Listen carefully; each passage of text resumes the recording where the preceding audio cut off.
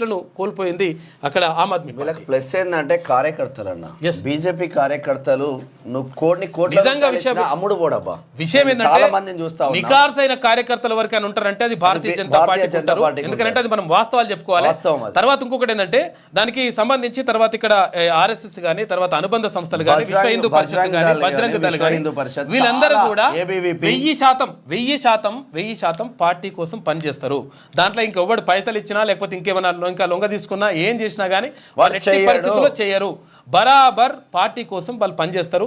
భారతీయ జనతా పార్టీకి ఉన్నటువంటి బలం అది. కాకపోతే ఏంటంటే మన దగ్గర ఉన్నటువంటి నాయకత్వ లోపంతో కొంతవరకు అట్లున్నది కానీ పరిస్థితి ఉంది. కానీ భారతీయ జనతా పార్టీకి కార్యకర్తలు తర్వాత పార్టీ క్యాడరే పార్టీ అధికారంలో ఉందా నెక్స్ట్ వస్తుందా రాదా వాళ్ళకి సంబంధం లేదు. అంతే కరడుగట్టిన హిందుత్వ వాదులుగా ముద్రపడి ఆ పార్టీని కాపాడుకుంటూ ముందుకు వెళ్తా ఉంటారు. లెక్క వాళ్ళది. ఇక ఒక్కసారి